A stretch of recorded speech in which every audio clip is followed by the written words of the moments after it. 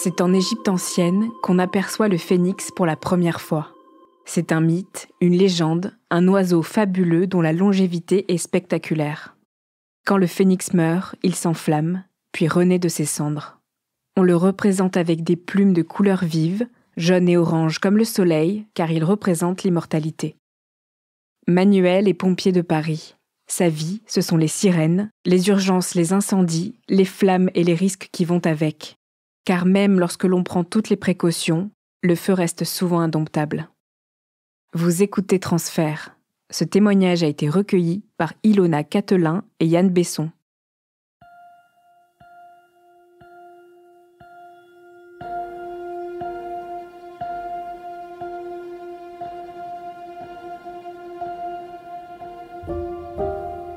J'ai 31 ans, je suis moniteur à l'instruction aux sapeurs-pompiers de Paris. Après avoir fait quelques années en compagnie d'incendie, je me suis en quelque sorte recyclé comme moniteur pour instruire les recrues au centre de Villeneuve-Saint-Georges. Nous sommes le 2 novembre 2000, il fait beau, le temps est très frais, l'herbe est gelée, on entend les oiseaux. Vers 8h30, on doit, pour une émission de télévision, allumer un feu et puis leur montrer comment on procède à l'extinction. Il y a des palettes qui sont entreposées depuis la veille au soir et ces palettes ont pris l'humidité, donc comme à notre habitude, on utilise un jerrycan avec un hydrocarbure lourd, donc du gasoil, pour améliorer la combustion, le démarrage du feu. Au moment de l'allumage, je verse donc l'hydrocarbure, je suis moniteur, et en versant le liquide le plus lourd, l'hydrocarbure, descend en premier. Donc quand j'essaye de l'allumer, celui-ci a des difficultés à s'enflammer. Et puis d'un coup, le dissolvant arrive, et là, une flamme jaillit du jerrycan, tout s'embrase. J'ai juste le temps de jeter le jerrycan et de dire à mes camarades, mes collègues et les jeunes recrues de dégager de la zone. Et je cours à l'opposé parce que je n'ai pas d'autre solution. Entre eux et moi, il y a le jerrycan. Eux ont la possibilité de se cacher derrière un mur. Et moi, je suis trop loin. Donc je cours. Ça me paraît très long. Et l'explosion. Alors là, c'est un grand souffle chaud. Je me sens propulsé dans les airs. Et dans ma tête, ça dure des secondes. Comme si mon cerveau a des capacités incroyables où j'ai le temps de me dire plusieurs choses. Notamment, oh là là, quand je vais atterrir, ça va faire mal. Et j'atterris finalement, je fais une sorte de roulé-boulé un petit peu, pas très orthodoxe. Et en me relevant, je vois quelques flamèches qui sortent de mon pantalon et de ma veste. Et je m'enflamme, je deviens une torche. La première réaction qui me vient à l'esprit, c'est de courir vers mes camarades. Je plonge à leurs pieds et ils m'éteignent en me couvrant avec leur cuir et avec leurs gants. Je me relève et là, je sens que ça picote. On se dit, on a eu chaud, on a eu très chaud. Et moi, je sens une douleur vive quand même au niveau des membres inférieurs. Je sens, puis même au niveau du visage, ça me picote. Je demande à un camarade s'il voit quelque chose. Non, rien d'inhabituel. Et instinctivement, je baisse mon pantalon parce que la douleur quand même devient insupportable. Et là, je me rends compte que la peau reste collée dans le pantalon au fur et à mesure que je le descends. Là, c'est le choc. La peau est atone, les jambes sont brûlées au 3e degré. Instantanément, mes collègues ouvrent une petite lance pour me refroidir. Et pour retirer cette douleur qui devient de plus en plus intense et qui est vraiment insoutenable. Et par moments, ils veulent arrêter et je les supplie de continuer, même si je suis en hypothermie, le temps que l'ambulance de réanimation arrive, qui arrive au bout de quelques minutes. Je suis sédaté immédiatement et je me réveille un court instant dans l'ambulance. J'ai le temps d'apercevoir des têtes, mes camarades qui veulent prendre de mes nouvelles. Et puis je sombre dans le néant, on va dire, pour me réveiller dans une chambre stérile à l'hôpital, quelques heures plus tard.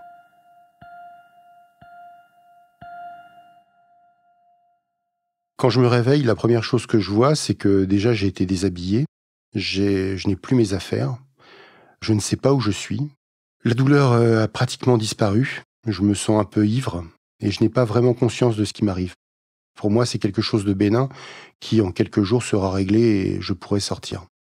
Donc je demande à un infirmier pour combien de temps j'en ai, parce que dans quelques jours, j'ai un examen qui me permettra de gravir encore des échelons au niveau de la hiérarchie et de passer au grade de sous-officier.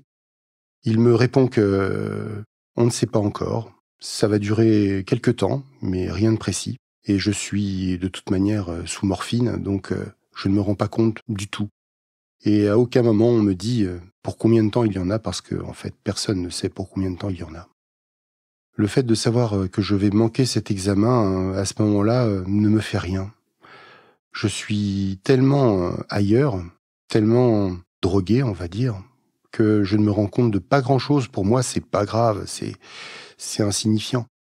Le moment où je me rends compte que la situation est grave, c'est quand je vois d'autres personnes qui passent en chariot dans le couloir, qui vont aux soins en fait, et je vois des visages, des mains bandées, des corps entièrement cachés par les bandes, et je me dis que à ce moment-là, j'ai quand même eu de la chance.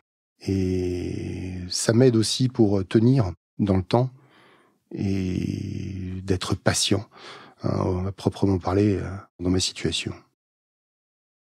Donc je suis en permanence sous morphine, et la chambre stérile, c'est un endroit qui est strictement fermé, où seul un infirmier peut rentrer, ou l'équipe avec les médecins quand il y a les pansements. Sans quoi, pour avoir de la visite, c'est à travers une vitre. Les gens passent dans un sas de l'autre côté et nous voient. La première visite de ma compagne est très douloureuse. Elle rentre et puis aussitôt elle ressort. Je sens qu'elle est submergée par l'émotion. Pour moi, tout va bien, c'est pas grave, ça va passer. Ça ne peut pas durer. Et elle revient. C'est difficile pour elle, je le vois. Elle part fumer une cigarette et revient un peu plus tard. Et je vois bien que c'est dur pour elle. Elle essaye de cacher sa douleur, mais elle n'y arrive pas. Ses yeux parlent, tout simplement. Quelques jours plus tard, le médecin me dit qu'il va falloir faire des greffes parce que la peau est vraiment trop atteinte et qu'elle ne pourra pas cicatriser. Donc je passe au bloc. Ça dure plusieurs heures et je suis greffé à 15% au niveau des membres inférieurs. Les poignets et le bas du visage ont cicatrisé, sans problème, mais par contre au niveau des jambes, au-dessus des bottes d'incendie et puis en dessous de la jupe du cuir d'incendie, les membres ont été brûlés au 3e degré. Donc les greffes sont réalisées, je me réveille, très essoufflé, j'avais perdu beaucoup de sang lors de l'opération. On me dit que l'on me passe des culots de sang. Je me rendors, je me réveille, c'est un peu mieux. Ils estiment que c'est pas aussi bien qu'ils l'imaginent. On me repasse du sang. Et puis en fin de compte, je me réveille et cette fois-ci, je ne suis plus essoufflé. Je me sens mieux. Systématiquement, à chaque fois qu'il y a des soins, je suis endormi. Et quand je me réveille, tout le monde est parti et mes pansements ont été refaits. Je ne vois à aucun moment l'état de mes jambes. Au bout de quelques semaines, je suis conduit à ce que l'on appelle la baignoire. C'est-à-dire que c'est un soin où on va être conscient pour la première fois, où on va déballer les pansements et faire le soin en pleine conscience. Et là, au fur et à mesure qu'il déballe les pansements, je vois l'épaisseur des bandages qui diminue, jusqu'à voir que mes cuisses sont complètement fondues, mes mollets aussi. On voit les os des genoux qui sont surdimensionnés par rapport aux mollets et aux cuisses. Ce moment-là est très difficile parce que vous voyez les dégâts qui ont été causés il y a quelques semaines et là je me rends compte que ma vie d'avant est terminée. Je prends conscience que ce ne sera plus jamais comme avant. Je me rends compte que je ne pourrai plus être moniteur à l'instruction. J'ai le sentiment que le sport, ce sera terminé pour moi, que tout ce que je sais faire, c'est être pompier de Paris. Qu'est-ce que je vais devenir ? Qu'est-ce que je vais bien pouvoir faire et qui va me donner autant de flammes, si je puis dire, dans ma vie de tous les jours ? Je prends conscience que je passe du statut de super-héros à handicapé, c'est-à-dire dépendant des autres. Ça, c'est une très grande souffrance quand on touche du bout des doigts l'opposé de ce que l'on croit être. C'est extrêmement douloureux de ne pas pouvoir se laver seul, de ne pas pouvoir faire tous les besoins élémentaires, manger, tout ce qui va avec. Et je m'effondre. Je m'effondre tellement qu'il décide de m'endormir pour continuer les soins.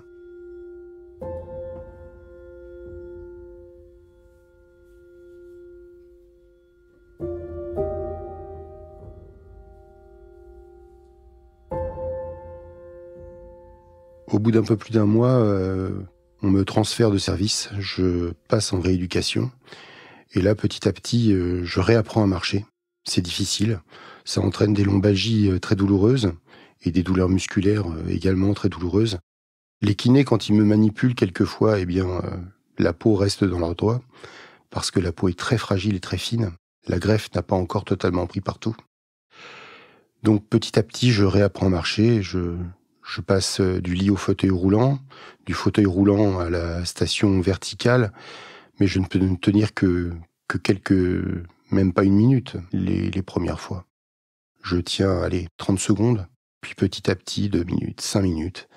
J'arrive à tenir des fois 10 minutes, et on décide de me faire sortir de l'hôpital. Je quitte la rééducation fonctionnelle au bout de 2 mois parce que je supplie un médecin que j'ai rencontré là-bas de me laisser sortir parce que je ne tiens plus enfermé. Donc au bout de 2 mois, je rentre chez moi et j'apprends les nouveaux gestes de mon quotidien, c'est-à-dire mettre des vêtements compressifs pour éviter que les chairs ne poussent anarchiquement. Ce sont des cicatrices qui, si on ne les maintient pas écrasées, deviennent des kéloïdes, c'est-à-dire une peau très épaisse. Et donc les vêtements compressifs vous écrasent, ce sont des collants extrêmement serrés qui évitent justement cette surproduction de chair. Donc il faut le matin faire toute une gymnastique. Il y a d'abord pour commencer un déverrouillage où on commence à remuer les jambes parce que la nuit, la peau se rétracte naturellement. Du coup, je me réveille avec les jambes repliées comme un fœtus le matin. C'est comme si on vous mettait le pyjama d'un enfant de 5 ans. C'est très serré, c'est très rétracté et on se déverrouille le matin en repoussant les jambes, en faisant des exercices. Ensuite vient le moment où l'on crème les jambes et le moment où on va mettre les vêtements compressifs pour éviter que la peau ne s'abîme et s'épaississe. On ne se rend pas compte de la chance qu'on a tant qu'on n'est pas passé par des péripéties difficiles à vivre. On ne se rend pas compte des petits bonheurs du quotidien, des choses toutes bêtes, aller aux toilettes tout seul. C'est tellement difficile quand on est alité. Le fait de pouvoir se lever, de décider de se couler son café, de partir quand on veut, de ne pas être dépendant de qui que ce soit, c'est génial. Rien que ça, c'est l'une des principales choses qui me font que je me lève tous les matins avec la banane, comme on dit.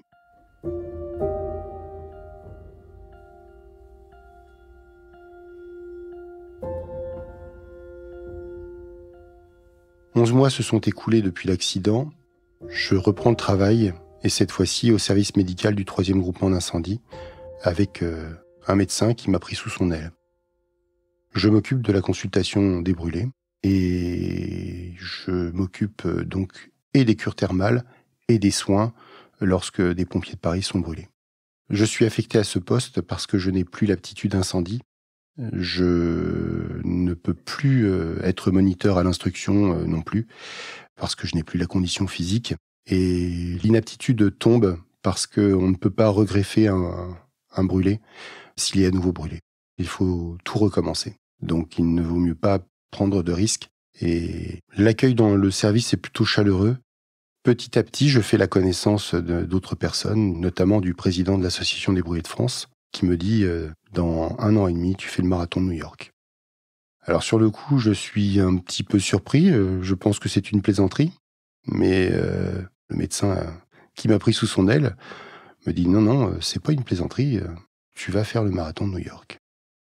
Eh bien, je commence à m'entraîner grâce à un copain aussi qui est à la brigade et qui est dans l'équipe de cross de la brigade des sapeurs-pompiers de Paris. Et lui me donne tous les éléments pour m'entraîner. Donc ça commence de très bas. Je commence à courir 5 minutes, et puis c'est très douloureux. Et puis j'arrive à faire 7 minutes, puis 10 minutes, puis 1 heure et 2 heures. Et je suis avec assiduité mon programme.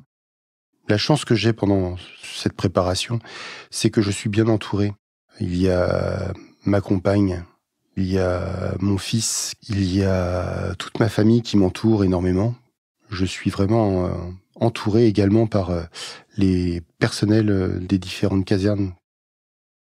Puis arrive le 4 novembre 2002, 2 ans plus tard, après l'accident, et le marathon se déroule. Je fais ce marathon sur invitation des pompiers de New York et dans le cadre de l'association des brûlés de France, avec des camarades pompiers de Paris qui, eux aussi, ont été brûlés. Et on participe tous ensemble à cette communion, on va dire, et courir le marathon de New York. Je me retiens les 30 premiers kilomètres sur les conseils de mon coach, comme quoi les 30 premiers kilomètres, ça peut aller, mais au 30e, il y a une barre physique qui est très difficile à passer. Je l'écoute, et au 30e kilomètre, je pars en courant à mon rythme, à 14-15 km/h. Quand je cours, je découvre New York. On traverse tous les quartiers de New York. C'est étonnant, les gens autour de nous qui nous encouragent, qui voient notre logo français et qui disent « Allez les Français !» C'est très amusant et encourageant. Et puis, nous sommes une poignée de pompiers de Paris et quand on arrive, quand on franchit la ligne d'arrivée, c'est l'euphorie, c'est le dépassement de soi. C'est le sentiment d'avoir réussi quelque chose, d'avoir été au-delà des capacités. C'est très émouvant. Après le marathon, je rentre dans mon unité au service médical et au bout de quelques semaines, le médecin-chef me propose de faire le Mont Blanc avec toute une équipe médicale. Chose que j'accepte. Concernant la préparation de cette ascension, je ne change rien, je continue de courir. Donc au mois de juin 2003, nous réalisons l'ascension du Mont Blanc, une équipe de pompiers, de Paris toujours. Et la première étape est de monter au refuge du Goûter, à 3800 mètres. Nous arrivons au refuge du Goûter, donc, et l'un d'entre nous, de la cordée, est pris du mal des montagnes et ne pourra pas monter plus haut. Il est pris de céphalée et de nausées. Donc 24 heures plus tard, la fenêtre météo étant bonne, on part à minuit du refuge du Goûter et on fait le dernier trait de l'ascension. Et là, c'est extrêmement difficile. Le manque d'oxygène est vraiment pesant. Les derniers 1000 mètres, c'est épuisant, éreintant. Chaque pas est lourd comme une valise. Petit à petit, ça y est, c'est le sommet. Et non, c'est pas le sommet. Une autre bosse se présente à nouveau. Et il y a 3 bosses comme ça successives. Et enfin, à 7 heures du matin, on y arrive. On arrive au sommet et là encore, c'est un grand moment d'émotion avec toute l'équipe.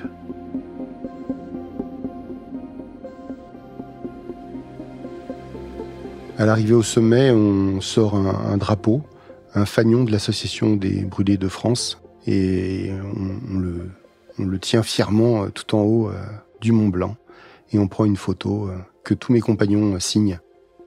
Là encore, comme au marathon, l'émotion est très forte. C'est un pas de plus vers ce que j'appelle la liberté, de retrouver une condition physique et d'être à nouveau, se sentir capable, reprendre confiance en soi. C'est très important. En fait, tous ces challenges servent ni plus ni moins à reprendre confiance en moi. 2 ans après l'ascension du Mont Blanc, je quitte la brigade des sapeurs-pompiers parce que, de toute manière, mon avancement ne pourra pas se faire, vu que je n'ai plus d'aptitude incendie et que donc, pour finir dans un bureau, je ne suis pas intéressé. Donc je pars vivre en Bretagne avec ma compagne. Elle est enceinte. On attend une petite fille. Et en fin de compte, je cherche un métier qui me rapproche des gens encore. La notion d'aide est très importante en moi depuis très longtemps. Donc je décide de me lancer, je fais le concours d'infirmier. Je suis pris au concours d'infirmier et c'est parti pour 3 ans et demi d'études, en gérant un petit peu les enfants et surtout reprendre ses études à 40 ans, c'est pas évident. Dans un premier temps, je veux me tourner vers les urgences. Et en fin de compte, au cours des stages, je me rends compte que ce qui ressemble le plus à mon idéal, c'est la psychiatrie. Parce que il y a énormément de contacts humains, comme chez les pompiers. Chez les pompiers, Les 5 premières minutes d'une intervention, c'est très important. Le choix des mots, quand vous parlez à quelqu'un, ça va vous permettre d'avoir sa confiance. Et justement, la psychiatrie me fait dire que le choix des mots, l'attitude, là encore, même non verbal, la façon de se tenir, ne pas discuter en tenant la poignée de porte comme si on allait déjà sortir, c'est très important. Et surtout, ce que j'aime dans la psychiatrie, c'est que on a encore, dans cette discipline, le temps de parler aux gens. On arrive encore à trouver ce temps. Il s'est amoindri, mais il existe encore. Donc, au bout de 3 ans et demi, j'ai mon diplôme et je commence en psychiatrie. Rapidement, je passe de nuit parce que, pour l'organisation avec les enfants, ma compagne, à ce moment-là, est professeure d'histoire-géographie. Elle a cours la journée. Et moi, du coup, en travaillant la nuit, ça nous permet d'avoir les enfants sous la main 24 heures sur 24. Puis je passe 2 jours, j'ai la chance d'arriver en hôpital de jour et là, le contexte fait qu'on se retrouve tous les deux et je me rends compte qu'on a poussé différemment.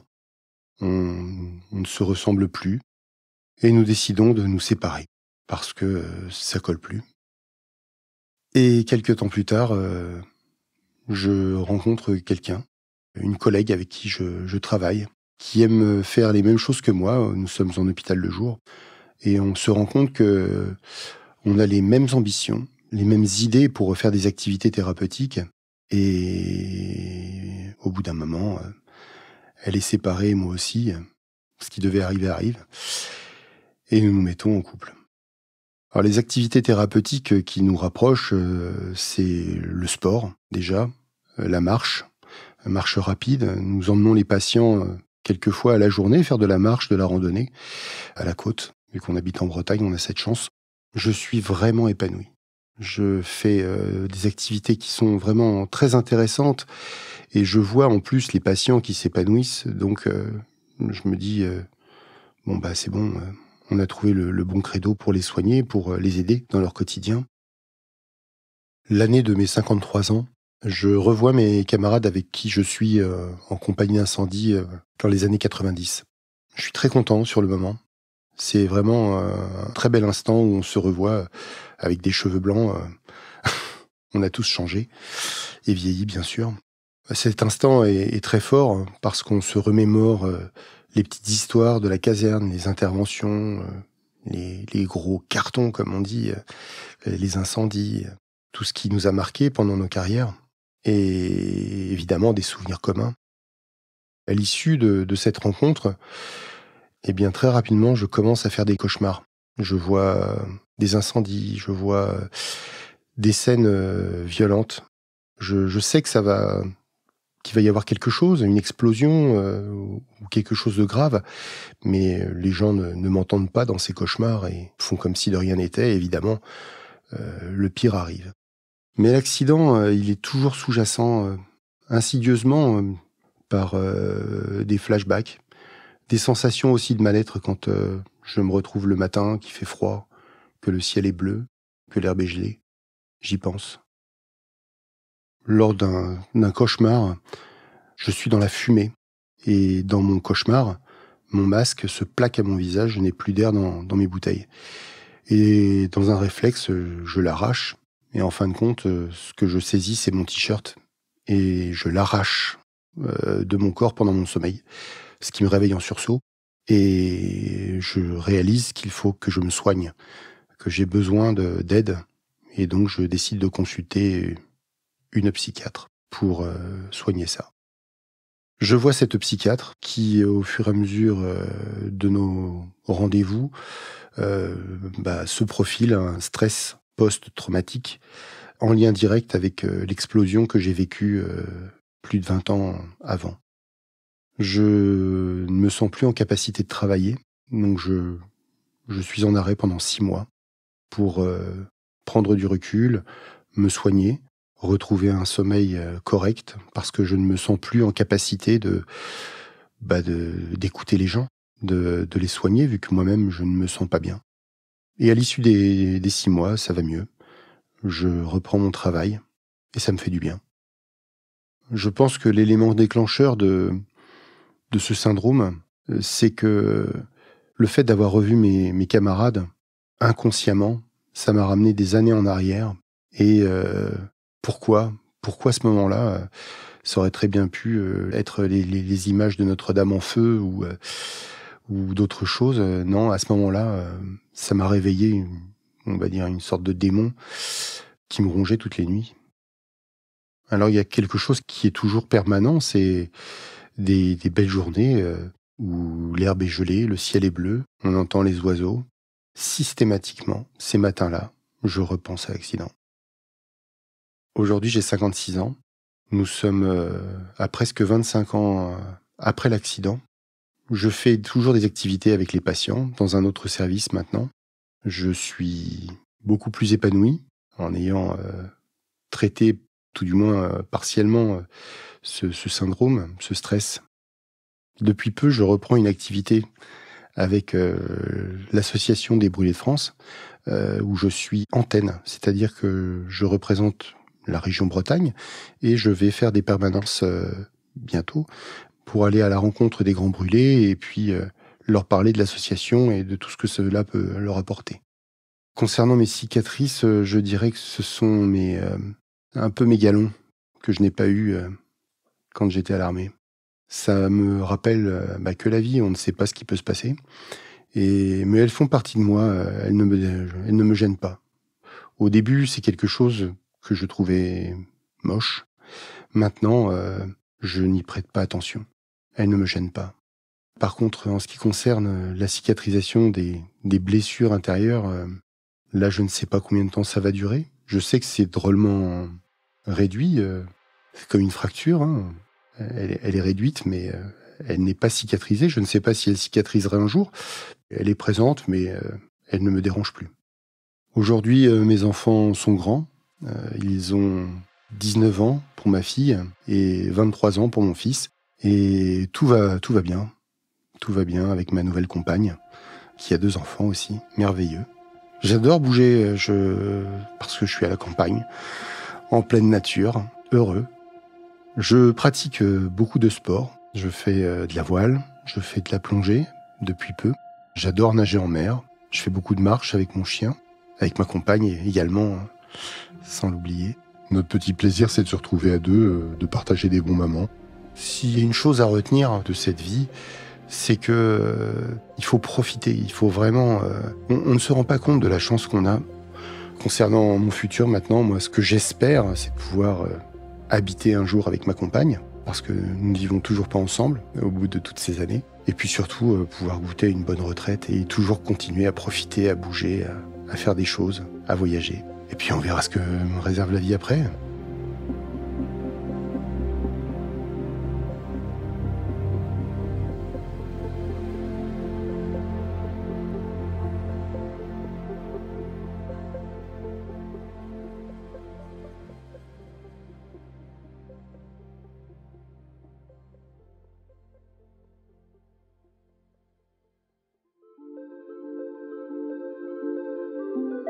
Vous venez d'écouter Transfert. Ce témoignage a été recueilli par Ilona Catelin et Yann Besson. Cet épisode a été produit par Slate Podcast. Direction de la production, Sarah Koskiewicz. Direction artistique, Benjamin Septem-Ours. Production éditoriale, Sarah Koskiewicz et Benjamin Septem-Ours. Chargé de pré-production, Astrid Verdun. Prise de son, montage et habillage musical, Mona Delahaye. L'introduction a été écrite par Sarah Koskiewicz et Benjamin Septem-Ours. Elle est lue par Aurélie Rodriguez. Retrouvez Transfert tous les jeudis sur slate.fr et sur votre application d'écoute préférée. Découvrez aussi Transfert Club, l'offre premium de Transfert. 3 fois par mois, Transfert Club donne accès à du contenu exclusif, des histoires inédites et les coulisses de vos épisodes préférés. Pour vous abonner, rendez-vous sur slate.fr/transfertclub. Pour proposer une histoire, vous pouvez nous envoyer un mail à l'adresse transfert@slate.fr.